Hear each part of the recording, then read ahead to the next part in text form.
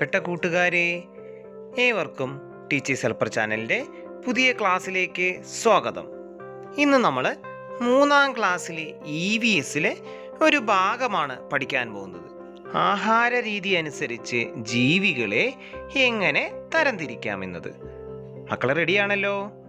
ശരി, ക്ലാസ്സിലേക്ക് കടക്കുന്നതിന് മുമ്പായിട്ട് ഇനി മാഷ് അപ്ലോഡ് ചെയ്യുന്ന എല്ലാ ക്ലാസ്സുകളും മുടങ്ങാതെ നിങ്ങളുടെ ഫോണിൽ ലഭിക്കാനായിട്ട് താഴെ കാണുന്ന ചുവന്ന സബ്സ്ക്രൈബ് ബട്ടൺ അമർത്തി അടുത്തുള്ള ബെല്ലൈക്കൺ ക്ലിക്ക് ചെയ്യാൻ മറക്കരുതേ. ഇനി നമുക്ക് ക്ലാസ്സിലേക്ക് കടക്കാം. 3ാം ക്ലാസ്സിലെ EVSലെ പാഠമാണ്. എന്താ പാഠത്തിന്റെ പേരെന്നറിയോ മക്കൾക്ക്? കുഴിയാന മുതൽ കൊമ്പനാന വരെ. എന്താണ്? കുഴിയാന മുതൽ കൊമ്പനാന വരെ എന്നാണ് പാഠം. ഇതാരാണ് മക്കളെ? നോക്കിയേ, സിംഹരാജാവ് അല്ലേ? നമ്മുടെ കാട്ടിലെ രാജാവാണ്. ആര്? സിംഹരാജാവ്. സിംഹരാജാവിൻ്റെ പിറന്നാളാണ്. എന്താണ്? സിംഹരാജാവ് ജനിച്ച ദിവസമാണ് വരാൻ പോകുന്നത്. അതിനു വേണ്ടിയിട്ട് എന്ത് ചെയ്തറിയോ? കാട്ടിലുള്ള എല്ലാ മൃഗങ്ങളും കൂടി സിംഹരാജാവിൻ്റെ പിറന്നാൾ ആഘോഷിക്കാൻ തീരുമാനിച്ചു. അതിനു വേണ്ടിയിട്ട് എല്ലാവരും കൂടി ചേർന്ന് ഒരു യോഗം വിളിച്ചു. ആ യോഗത്തിൽ അവർ തീരുമാനമെടുത്തു, എന്താണ് സിംഹരാജാവിൻ്റെ പിറന്നാൾ ദിവസം നമ്മൾ ഭക്ഷണമായിട്ട് ഒരുക്കുക, എന്താ ഭക്ഷണം ഉണ്ടാക്കുക എന്ന് അവരെല്ലാവരും കൂടി ആലോചിക്കാൻ തുടങ്ങി. നോക്കിയേ മക്കളെ, ആരൊക്കെയാ ചർച്ചയ്ക്ക് വന്നിരിക്കുന്നത് നോക്കിയേ. ഏതൊക്കെ ജീവികളാണുള്ളത് ഒന്ന് പറഞ്ഞു നോക്കിയേ.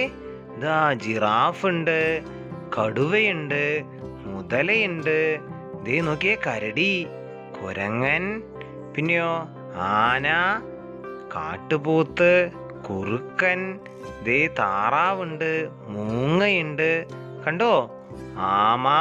അങ്ങനെ ഏതൊക്കെ ജീവികളാണുള്ളതല്ലേ? ഇത് മാത്രമല്ല, ഇനിയുണ്ട് ജീവികള്. ദേ പാമ്പ്, മയില്, തുമ്പി അടക്കമുണ്ട്. എത്ര ജീവികളാണെന്നറിയോ? കാട്ടിലുള്ള എല്ലാ ജീവികളും എന്തിന്? മഹാരാജാവിന്റെ പിറന്നാൾ ആഘോഷത്തിന് വേണ്ടി, ചർച്ചയ്ക്ക് വേണ്ടി ഓടിയെത്തിയവരവരൊക്കെ. അപ്പം ആരൊക്കെയാണ് ഉള്ളതെന്ന് നമുക്കൊന്ന് എഴുതി നോക്കിയാലോ? അപ്പോൾ മക്കളെ, ഈ വീഡിയോ ഒന്ന് പോസ് ചെയ്തിട്ട് ഓടിപ്പോയിട്ടൊരു നോട്ട് പുസ്തകവും പേനയും എടുത്തിട്ട് വന്നേ. പരിസര പഠന നോട്ട് ബുക്കും പേനയും എടുത്തിട്ട് വന്നിട്ട് ഓടി വരൂ കേട്ടോ. മക്കൾ റെഡിയായോ? ഇനി നമുക്ക് എഴുതി നോക്കിയാലോ? സിംഹരാജന്റെ പിറന്നാൾ ആഘോഷ ചർച്ചയിൽ പങ്കെടുത്തവർ ആരൊക്കെയാണ് പറഞ്ഞേ നോക്കിയേ. ഏതൊക്കെ ജീവികളാണ് മക്കളെ പങ്കെടുത്തത്? ആന, കടുവ, കരടി, മുതല, മാൻ, കുരങ്ങൻ, പിന്നെ ഏതൊക്കെ ജീവികളുണ്ട്? ശരി, ഒരു കാര്യം ചെയ്യും, ബാക്കിയുള്ള ജീവികൾ ഏതൊക്കെയാന്ന് വെച്ചാ മക്കൾ ആ ചിത്രം നോക്കി കണ്ടെത്തിയിട്ട് ഒന്ന് എഴുതി നോക്കണം. നിങ്ങളുടെ പരിസര പഠന പുസ്തകത്തിൽ എഴുതണം കേട്ടോ. മാഷ് ഒരു കാര്യം ചെയ്യും, ഒരിക്കൽ കൂടി ചിത്രങ്ങൾ കാണിച്ചു തരാം. ഓക്കെ, ചിത്രം കണ്ട് അത് വേണമെങ്കിൽ പോസ് ചെയ്ത് ഓരോ ജീവികളെയും നോക്കി അവയുടെ പേരെഴുതണേ. മക്കളെ എഴുതിയ ശേഷം അത് ഒരു ഫോട്ടോ എടുത്ത് നിങ്ങളുടെ ടീച്ചർക്കോ മാഷിനോ അയച്ചു കൊടുക്കാൻ മറക്കരുത് കേട്ടോ. നോക്കി, ഇതാ അപ്പോഴേ കണ്ട ചിത്രം. ഇവരൊക്കെയാണ് സിംഹരാജാവിൻ്റെ പിറന്നാളിൻ്റെ ചർച്ചയ്ക്ക് വേണ്ടി വന്ന മൃഗങ്ങളാണ്. ഇവരുടെയൊക്കെ പേരൊന്ന് എഴുതിയ മക്കളെ, വേഗം എഴുതൂ.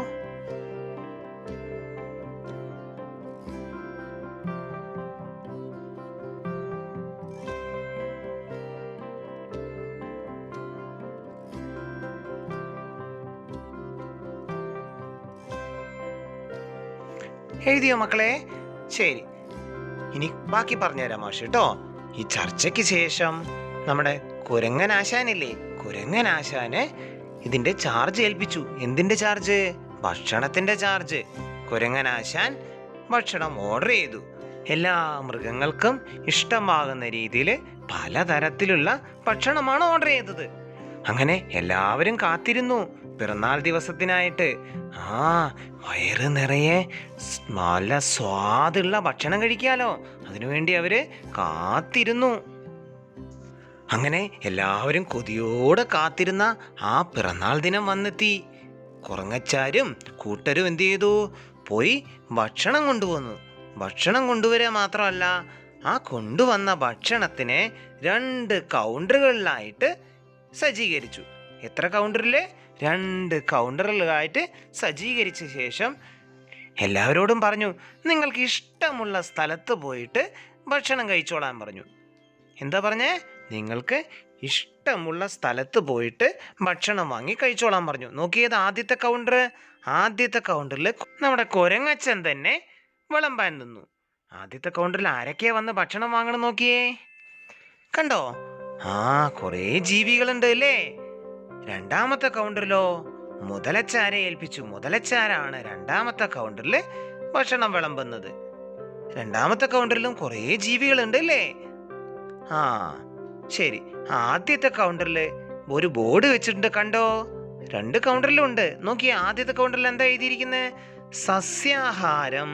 അപ്പൊ ആദ്യത്തെ കൗണ്ടറിൽ എന്താഹാരമാണ് കൊടുക്കുന്നത്? സസ്യാഹാരം.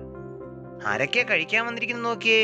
മുയലച്ചനുണ്ട്, ജിറാഫ് ഉണ്ട്, ആനയുണ്ട്, പിന്നെയോ മാന്, സീബ്ര, അങ്ങനെ ഒത്തിരി പേരുണ്ട്. വരിവരിയായിട്ട് നിൽക്കുക. പിന്നാലെ ഇനിയും ആൾക്കാരുണ്ട്.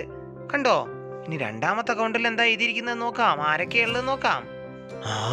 മാംസാഹാരം. എന്താണ് രണ്ടാമത്തെ കൗണ്ടറിൽ എഴുതിയിരിക്കുന്നത്? മാംസാഹാരം എന്നാ എഴുതിയിരിക്കുന്നത്. ആരാ അവിടെ വിളമ്പാൻ നിൽക്കുന്നത്? ആരാത്?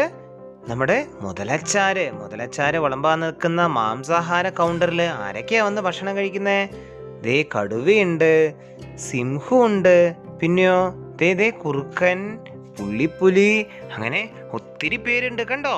അതിലെന്താ പേര് എഴുതിയിരിക്കുന്നത്? കൗണ്ടറിന്റെ പേര് മാംസാഹാരം. ആദ്യത്തെ കൗണ്ടറിൽ സസ്യാഹാരം, രണ്ടാമത്തെ കൗണ്ടറിൽ എന്താണ്? മാംസാഹാരം. ഇവരെന്താ രണ്ട് തരമായിട്ട് നിൽക്കുന്നത്?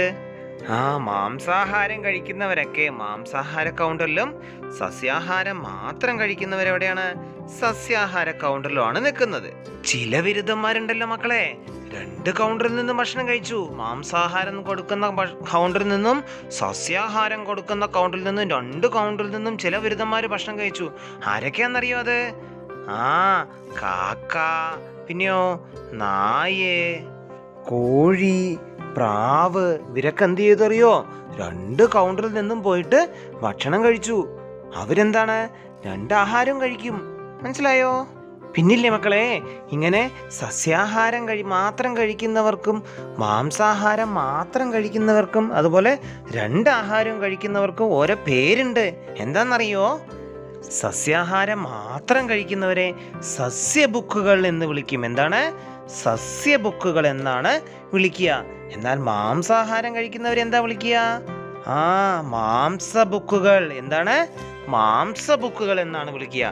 എന്നാൽ രണ്ടും കഴിക്കുന്ന ബിരുദന്മാരെ എന്താ വിളിക്കുക? സസ്യാഹാരവും മാംസാഹാരവും കഴിക്കുന്ന ബിരുദന്മാരെ എന്ത് പേരിലാ വിളിക്കുക? അറിയോ മക്കൾക്ക്? മിശ്ര ബുക്കുകൾ. എന്താണ്? മിശ്ര ബുക്കുകൾ. ഇവർക്ക് വേറൊരു പേര് കൂടിയുണ്ട്. സസ്യാഹാരം മാത്രം കഴിക്കുന്നവരെ സസ്യാഹാരികൾ എന്നും മാംസാഹാരം മാത്രം കഴിക്കുന്നവരെ മാംസാഹാരികൾ എന്നും രണ്ടും കഴിക്കുന്നവരെ എന്ത് പറയും? മിശ്രാഹാരികളെന്നും പറയും. ഓക്കെ, മക്കൾക്ക് മനസ്സിലായോ? ഒരു കാര്യം ചെയ്താലോ? നമ്മൾ അപ്പോഴേ എഴുതിയില്ലേ കുറേ ജീവികളുടെ പേരുകൾ? ആ ജീവികളുടെ പേരിൽ നിന്നും ഈ 3 കാറ്റഗറി ആയിട്ട് അവരെ തരംതിരിച്ച് എഴുതി നോക്കിയാലോ? സസ്യാഹാരികളെന്നും മാംസാഹാരികളെയും മിശ്രാഹാരികളെയും 3 വേർതിരിച്ച് ഒന്ന് നിങ്ങളുടെ പുസ്തകത്തിൽ എഴുതി നോക്കിയാലോ? നോക്കി എങ്ങനെ എഴുതണ്ട നോക്കൂ. കണ്ടോ? ഒരു കോളത്തിൽ സസ്യാഹാരികൾ, രണ്ടാമത്തെ കോളത്തിൽ മാംസാഹാരികൾ, മൂന്നാമത്തെ കോളത്തിൽ മിശ്രാഹാരികൾ. അപ്പൊ ആദ്യത്തെ കോളത്തിൽ എന്താ എഴുതുക? സസ്യാഹാരം മാത്രം കഴിക്കുന്നത് ആരൊക്കെയാണ് സസ്യാഹാരം മാത്രം കഴിക്കുന്നത്? മുയല്, ജിറാഫ്, ആന, അങ്ങനെയുള്ള ജീവികളുടെ പേര് എഴുതുക. മാംസാഹാരകാരികൾ എന്നുള്ള കോളത്തിൽ മാംസാഹാരം മാത്രം കഴിക്കുന്ന ജീവികൾ ഏതൊക്കെയാണെന്ന് അറിയില്ലേ മക്കൾക്ക്? സിംഹം, കടുവ, അങ്ങനെയുള്ള ജീവികളില്ലേ, അതെഴുതുക. മൂന്നാമത്തെ കോളത്തിലോ മിശ്രാഹാരികൾ, രണ്ടും കഴിക്കുന്ന ബിരുദന്മാരില്ലേ, മാംസാഹാരവും സസ്യാഹാരവും കഴിക്കുന്നവര്, അവരുടെ പേരുകള് ഈ മിശ്രാഹാരികൾ എന്ന കോളത്തിൽ എഴുതണം. മക്കൾ എഴുതില്ലേ? നല്ല മിടുക്കന്മാരും മിടുക്കികളും ഇത് എഴുതിയ ശേഷം എന്ത് ചെയ്യണം? അതൊരു ഫോട്ടോ എടുത്ത് നിങ്ങളുടെ ടീച്ചർക്ക് അല്ലെങ്കിൽ മാഷിന് അയച്ചു കൊടുക്കണം കേട്ടോ. എല്ലാവരും ചെയ്യില്ലേ? ശരി, ഇനി ബാക്കി ഭാഗങ്ങൾ നമുക്ക് അടുത്ത ക്ലാസ്സിൽ പഠിക്കാം. ഓക്കെ, ഈ വീഡിയോ നിങ്ങൾക്ക് ഇഷ്ടമായെങ്കിൽ ലൈക്ക് ചെയ്യുക, അതോടൊപ്പം തന്നെ നിങ്ങളുടെ സുഹൃത്തുക്കൾക്ക് അയച്ചു കൊടുക്കുക. ഈ വീഡിയോയുമായി ബന്ധപ്പെട്ട നിങ്ങളുടെ അഭിപ്രായങ്ങളും സംശയങ്ങളും എല്ലാം ഈ വീഡിയോയുടെ കമൻറ്റ് ബോക്സിൽ രേഖപ്പെടുത്താൻ മറക്കരുത്. ഓക്കെ, ടീച്ചേഴ്സ് ഹെൽപ്പർ ചാനൽ ഇനിയും സബ്സ്ക്രൈബ് ചെയ്തിട്ടില്ല എങ്കിൽ താഴെ കാണുന്ന ചുവന്ന സബ്സ്ക്രൈബ് ബട്ടൺ അമർത്തി അടുത്തുള്ള ബെല്ലൈക്കൺ ക്ലിക്ക് ചെയ്ത് നോട്ടിഫിക്കേഷൻ ഓൾ എനേബിൾ ചെയ്യാനും മറക്കരുത്. എങ്കിൽ മാത്രമേ ഞങ്ങൾ അപ്ലോഡ് ചെയ്യുന്ന എല്ലാ വീഡിയോ ക്ലാസ്സുകളും മുടങ്ങാതെ ലഭിക്കുകയുള്ളൂ. ഓക്കെ, ഇനി നമുക്ക് അടുത്ത വീഡിയോയുമായി ഉടൻ തന്നെ കാണാം. ഏവർക്കും ശുഭദിനം ആശംസിക്കുന്നു. നന്ദി, നമസ്കാരം, ബായ്.